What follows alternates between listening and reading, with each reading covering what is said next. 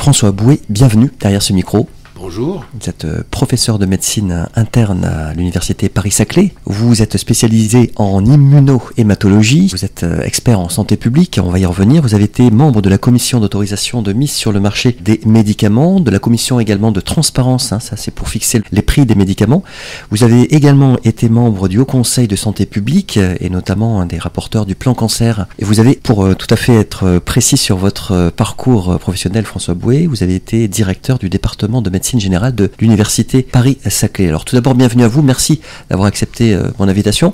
Alors je compte sur vous pour nous éclairer sur un certain nombre de sujets. Je proposerai de revenir derrière ce micro pour ce faire. Les auditrices et les auditeurs qui nous écoutent sont confrontés à un moment donné dans leur vie à des problèmes de santé. Peut-être qu'ils ne voient pas forcément les tenants et les aboutissants, les enjeux du remboursement, des frais. Si je vous dis par exemple le reste à charge, qu'est-ce qu'on peut dire sur ce point-là, tout d'abord ?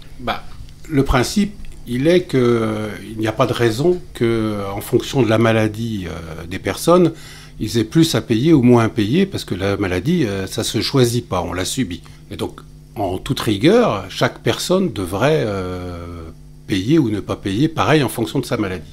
Or, en fait, dans les faits, ce n'est pas le cas. C'est-à-dire, il reste ce qu'on appelle un reste à charge, c'est-à-dire à la fin de l'année, l'argent qu'on a sorti de sa poche, qui nous a servi à nous soigner, et qui n'a pas été prise en charge par la sécurité sociale, c'est-à-dire la cotisation globale de tous les citoyens pour leur santé. Donc c'est ça le reste à charge. Et il est composé à la fois de ce qu'on paye en plus de la sécurité sociale, c'est-à-dire les mutuelles complémentaires, c'est-à-dire qu'elles viennent en complément de la sécurité sociale, dont le prix n'est pas lié au fait qu'on est riche ou pas riche, qu'on a un gros salaire ou un petit salaire, le prix c'est le même pour tout le monde. Le prix, il est fixé sur ce que vous pouvez obtenir de votre mutuelle. Plus vous payez cher, mieux vous serez remboursé. Et la sécurité sociale, c'est le contraire. Moins vous gagnez d'argent, moins vous payez, mais vous êtes remboursé pareil. Tout le monde doit être remboursé pareil. Donc le reste à charge, en fin de compte, c'est la différence entre ce qui est remboursé pour tout le monde par la sécurité sociale, quel que soit votre salaire, et ce que vous devez payer, alors que normalement, ça devrait pouvoir être pris en charge. Au-delà de la mutuelle, il y a tous les petits frais qui font que, par exemple, d'avoir un cancer, ça finit par coûter cher. C'est de l'ordre à peu près, on avait fait le calcul, de l'ordre de 1 000 € par an à la louche, qui est lié au fait des prothèses capillaires. On vous rembourse une, mais c'est pas celle que vous auriez aimée ou qui n'est pas parfaite, ou on vous rembourse pas du tout.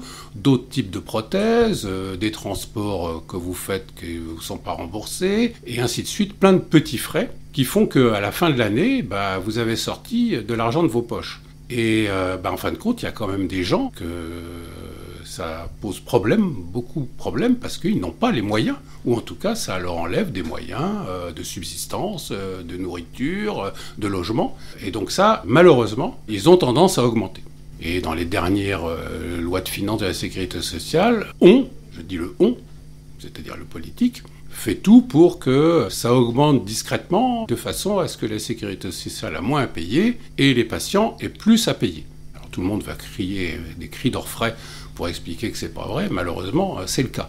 Et donc il faut quand même faire attention à ça parce que la conséquence de tout ça, c'est qu'il y a des renoncements aux soins.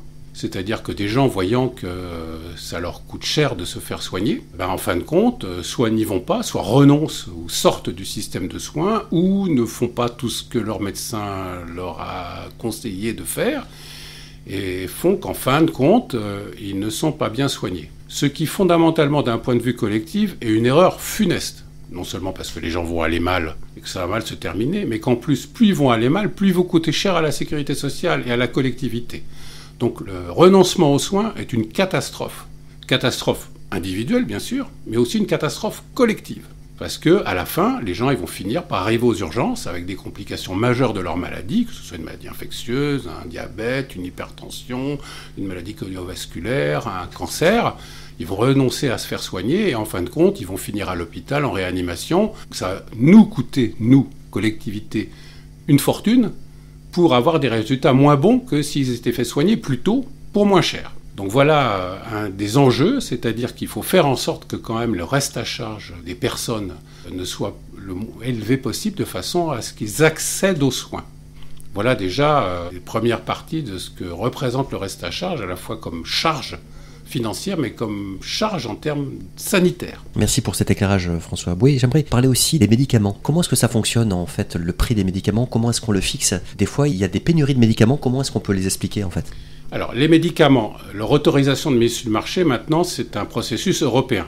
Donc, il y a des pays qui sont désignés, qui étudient le dossier, et puis on regarde si le médicament, en fait, il est plus utile que dangereux. S'il est plus utile que dangereux, il a une autorisation de mise sur le marché. Dans ce processus d'autorisation, on ne tient pas compte du coût du médicament. On fait comme si on ne regardait pas la facture. On fait le même processus, que ce soit un médicament extrêmement cher ou un médicament pas cher du tout. Donc ça, c'est les experts regardent, on leur demande de ne pas s'occuper du coût. Une fois que le médicament a l'autorisation de mise sur le marché, son prix de remboursement va être fait pays par pays.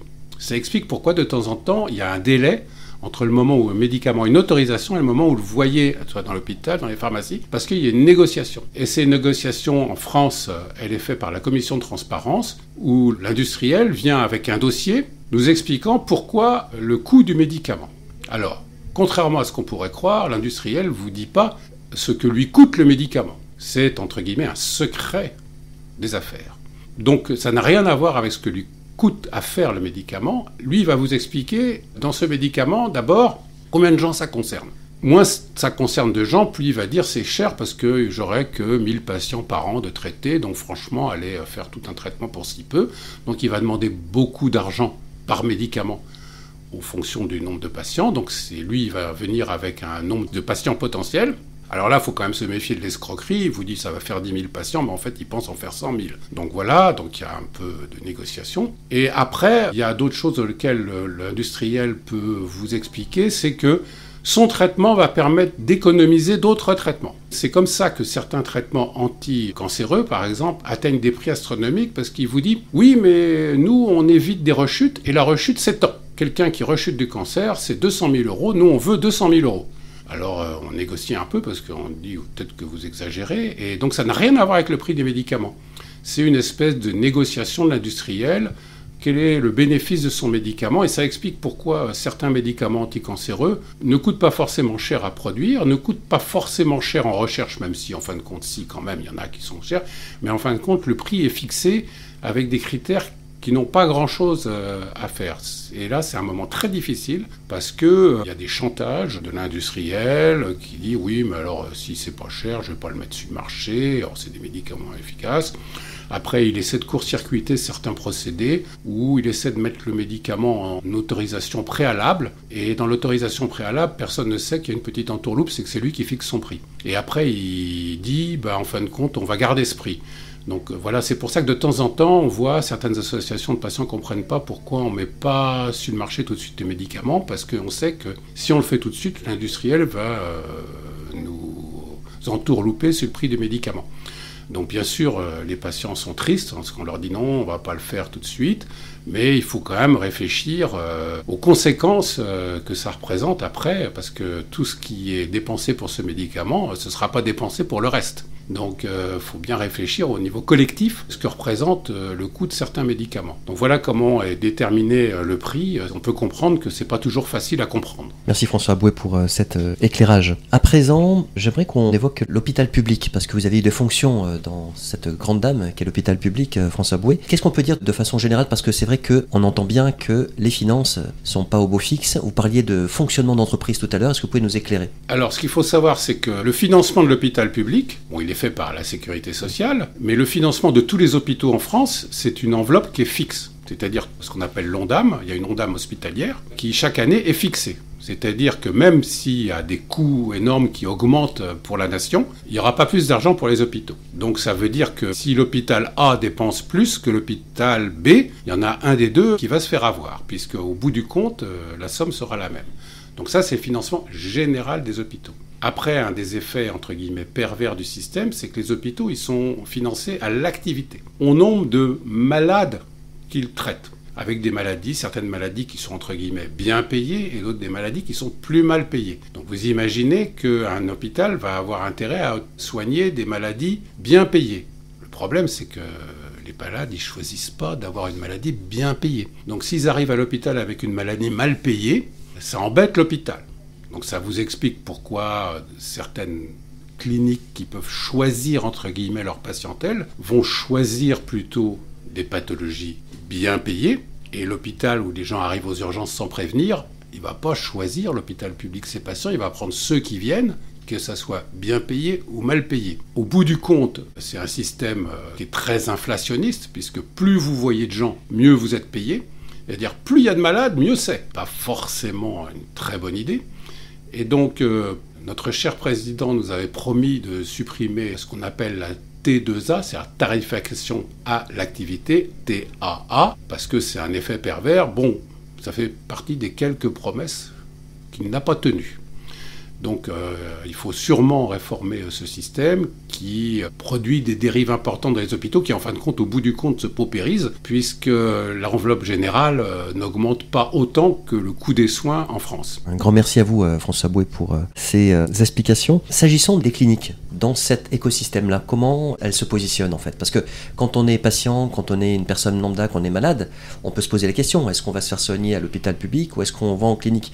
Et quelle est la différence de fonctionnement par rapport à ce que vous venez de dénoncer? Alors le système de paiement des cliniques est le même que l'hôpital. Simplement, les cliniques, elles, ont plus de facilité à choisir le type de pathologie qu'elles soignent parce qu'elles ne sont pas contraintes comme les hôpitaux. Par exemple, les hôpitaux, ils ont des services d'urgence. Le service d'urgence, qu'on appelle le SAU, doit recevoir tous les gens qui viennent, par les pompiers, par n'importe. Donc il ne peut pas, entre guillemets, refuser de personnes. Donc par définition, et puis souvent, les gens qui arrivent aux urgences, c'est pas forcément, premièrement, ils ne sont pas tous solvables, il faut bien l'avouer. Et puis il y en a qui n'ont pas de couverture sociale, et donc il faut quand même les soigner. Et donc il y a des problèmes de rémunération de l'hôpital par cette mission de service de santé publique que n'ont pas les cliniques. Certaines cliniques font des urgences, mais qui ne sont pas forcément 24 heures sur 24, et puis qui ne sont pas obligés de prendre des personnes qui débarquent comme ça. Dans certains hôpitaux, quand même, vous voyez, et on est bien obligé de prendre des gens qui sont ramassés par police secours dans la rue, parce qu'ils ne sont pas bien, ils arrivent aux urgences. Et voilà, donc ça c'est un des fonctionnements qui peuvent expliquer pourquoi il y a un différentiel de rémunération entre l'hôpital et la clinique.